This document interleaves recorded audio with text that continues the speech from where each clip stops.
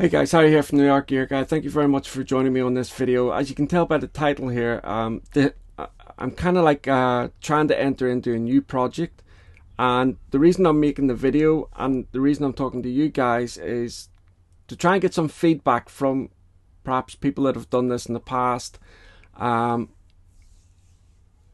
and things like that. Now, I have a really good friend here on that I made on YouTube, and I've spoke to this friend about this venture, and I understand it, okay, but I just wanted to make the video in any case. And so before I get into the ins and outs of what this project is, just let me explain the reasons behind why I want to do it. Okay, so if you're not too familiar about social housing here in the UK, we live in social housing. I'm not too sure what it would be referred to over in America and stuff like that, but it's property that is owned by a private landlord, and you move into it and you just pay the rent. Now, the reason why we're in this property is because when I was injured in the army and had to be medically discharged, that's it. When you're medically discharged, you're gone. That's it. You're out. You don't have very long to prepare or think about it or anything like that. But they have a thing called an MOD nomination scheme. And what that means is, in social housing in this country, you have got to get onto a waiting list. But for veterans, we go right to the top of the list and we can move into any properties that are available. And so, well, that used to be the case when it happened to me. I don't know if it still is. But anyway, we moved in and we live here in the Northeast. Now, the Northeast itself is a beautiful place, beautiful part of the country. We live in a city called Durham, and Durham is absolutely gorgeous. But the area that we live in is not very good at all. And when we moved in, it was a lot worse than what it is now. But the area goes in cycles. So you might have 2 or 3 years of calm, and then you'll get another couple of years of hell. And we're going through that period right now. And in our particular area, it's down to 2 families in particular that have moved in. And a lot of it is, as you would expect, violence, drugs related, things like that, and it's been an ongoing nightmare for us as a family and for other families that live in this area. We've all spoke about the different things that go on in the middle of the night, property getting damaged, that type of thing. So I spoke to the landlord about it, the social housing about it, and there's not really much they can do, and there's not much the police can do, because, you know, it's all kind of like, it's not what you know, it's what you can prove type thing. And in this country, in the UK, if you have like CCTV cameras, they're only allowed to record by law within your boundaries. If you record anything outside of your boundaries, it's against the law. So somebody stands in the middle of the street and throws a brick through your window, all you catch is the brick coming through, and then that's it. It's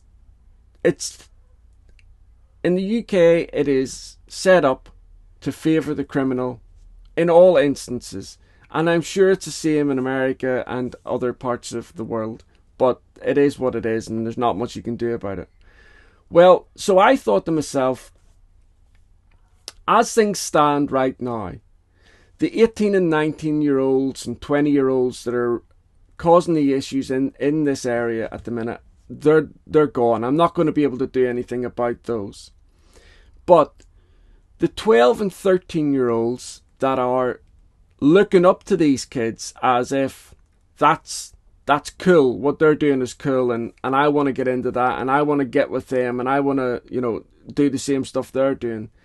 I don't think it's too late to try and get them and direct them on a different path. And what I've come up with is, and I spoke to the landlord, the housing association about this.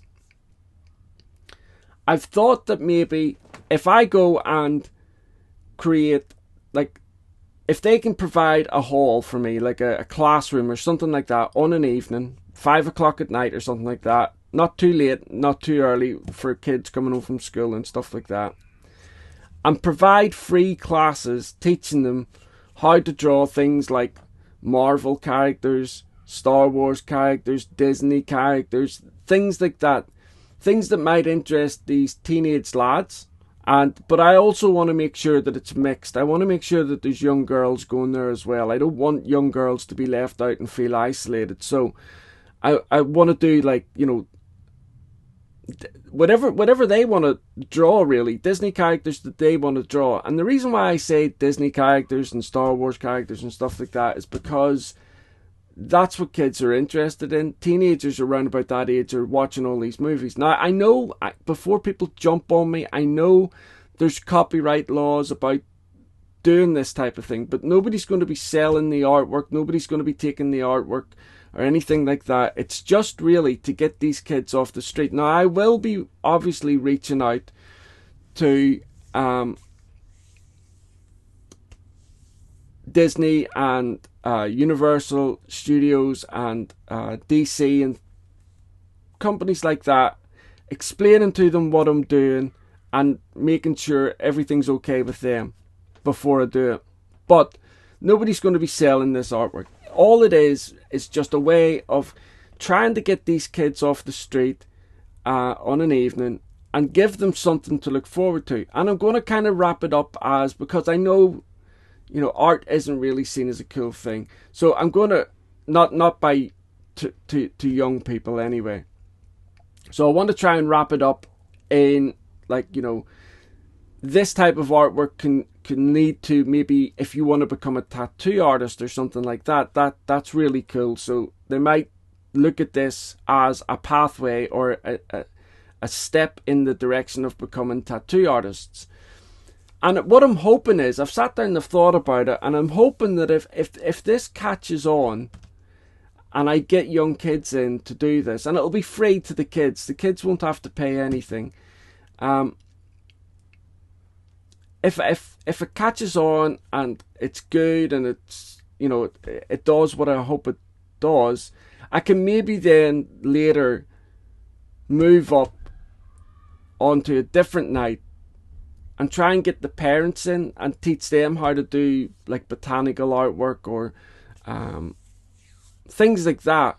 And then goodness knows where that'll lead to. I mean, like, maybe a couple of years down the line I can be able to get wonderful artists to come and guest and do, like, guest appearances, that, like, you guys that I've all become friends with, I can steal you, I can kidnap you for maybe a day or a night to come here and teach.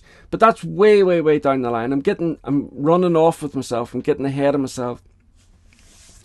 But I'm also going to reach out. So while I'm doing this video, I'm talking to art companies as well, because I'm going to have to provide the products to do this with. And so I'm reaching out to people to, if they can, make donations so that it can help me get these products. But preferably, if there's companies out there that want to take part in this or want to help me in this and just provide the products, then that would be good advertising for them as well, because then if I'm exclusively using one brand of markers or what have you, then these kids will probably later on go out and purchase some of those markers. But it's not going to be super expensive. I'm going to have to do things like get the right paper, so get marker pads. So I'm going to be looking at Strathmore and or Hannah Muley. They do a fantastic pads of Bristol Smooth paper, which is just perfect for marker art. Coloured pencils, I'm going to have to start introducing these kids to coloured pencils. But again, it doesn't have to be Faber-Castell or Caran d'Ache Luminance or anything like that. It just has to be good quality pencils, like Koh-i-Noor or Lara or something like that, that's going to help these kids, that these kids aren't going to sort of, like, try and make a mark on them on the paper. The paper's going to split and they're not going to get any colour, like what happened to my kids when I bought them terrible products in the past. So that's really about the gist of it. Like I say, if anybody wants to make a donation to it, I have my PayPal details down below, and they can do, and I will obviously inventory all the money that comes in. Any money that comes in, I'll inventory it, I keep it to the side, and when I'm purchasing things, I'll do a video. I'll do video diaries of this whole entire process, providing I'm allowed to. Obviously, there's going to be 12 and 13-year-olds in there. There's going to be safeguarding issues that I'm going to have to adhere to. But if the parents of these kids give written permission, then I can do video diaries and stuff like that. But even failing that, I can still show the artwork that the kids are doing, and show you the setup and what have you. But I will take you guys on this journey with me. One of the things that my amazing friend said to me about this is, one of the benefits that I have is, when these kids come in, they're going to obviously know I'm an ex-soldier and stuff like that. So I'm hoping that from the get-go, there's going to be a certain level of respect for me. I don't expect to have that respect straight away, but I'm hoping the kids just don't come in and start throwing things around and doing what they do in a classroom setting. I'm quite patient now. I never used to be, but I'm quite patient now, and I could certainly deal with that in terms of calming the situation down. But but I'm hoping that they don't see, I don't know, somebody really soft that they can walk over. I'm hoping that they see an ex-soldier who has turned to art to better his life. Anyway, guys, that's it. I'd love to hear your feedback down below. Leave as much feedback as you can. I'd be really, really interested to know what you think about this. But the reason I'm doing it is I'm hoping that it can stop the violence that goes on in this area on a cycle basis. I'm hoping if I can, like I say, I'm not going to be able to do anything about the ones that are doing it now, but certainly the younger ones that I know are looking up to these lads. I know they are, because it's just what happens. If I can catch those and show them their abilities, because we all have the ability to do this if we're shown the right ways and things like that. Show them what they can produce, and I'm hoping that when these kids produce something great on a piece of paper, that they're like, wow, that's amazing. I didn't realize I could do that. And then they get deeper into it and they start doing it at home and blah, blah, blah.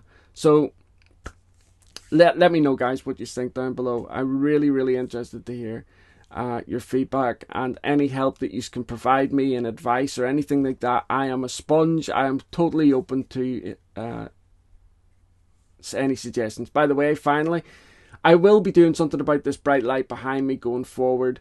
I need to do something about, like a background setting for when I do videos like this where I'm talking to you. I know most of my videos aren't this type of thing, but I will be doing something about it. Don't worry about it. So I'll speak to you all again very, very soon, and thank you very much for watching this video and for any help that you can give me. Thanks. Bye.